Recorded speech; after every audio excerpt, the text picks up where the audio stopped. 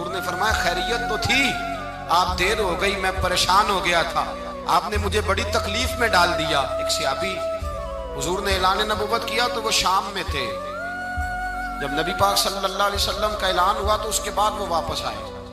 वापस आते ही कलमा पढ़ गए। तो अबू बकर सिद्दीक कहने लगे तूने पूछा ही कोई कुछ नहीं। कहने लगे मैं तो बड़ी देर का गुलाम हूं, इन्होंने ऐलान करने में देर लगा, तो पुराना मुरीद हूं सरकार का। कहा वो किस तरह? कहने लगे हुजूर सल्लल्लाहु अलैहि वसल्लम से मैंने कुछ चीज खरीदी बहुत पहले, ऐलान नबूवत से बहुत पहले। तो कहते हैं मैं हुजूर को एक कुएं पे बिठा के ना, कुएं पे तो मैं चला गया। मैंने कहा अब यहां बैठिए, मैं पैसे लेके आता हूं। घर जाके मैं भूल गया। एक दिन, दो दिन, तीसरे दिन याद आया। तीसरे दिन याद आया। कहते याद आने पे भी मैं भागा नहीं।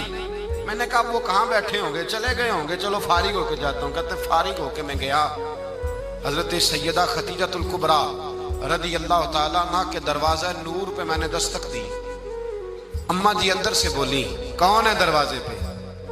मैंने कहा मैं हुजूर से मिलने आया हूं, मोहम्मद इब्ने अब्दुल्ला सल्लल्लाहु अलैहि वसल्लम की जियारत की खातिर आया हूं। तो कहते अम्मा जी अंदर से बोली, कहने लगी 3 दिन हो गए हुजूर तो घर ही नहीं आए। 3 दिन हो गए घर ही नहीं आए। कहते अब मैं कांपा दौड़ा, उस कुएं पे गया, और जब मैं वहां पहुंचा तो अल्लाह के रसूल बैठे थे।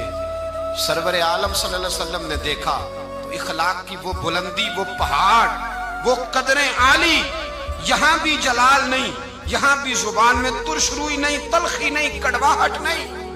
हुजूर ने फरमाया खैरियत तो थी, आप देर हो गई, मैं परेशान हो गया था, आपने मुझे बड़ी तकलीफ में डाल दिया।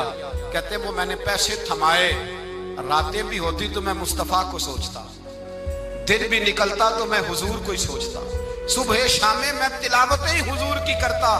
कहते ऐलान नबूवत के वक्त मुल्क के शाम चला गया, वापस आया तो किसी ने खबर दी उन्होंने ऐलान नबूवत किया है। मैंने कहा उन्होंने देर कर दिया, मैं तो बड़ी देर से कलमा पढ़ता हूं।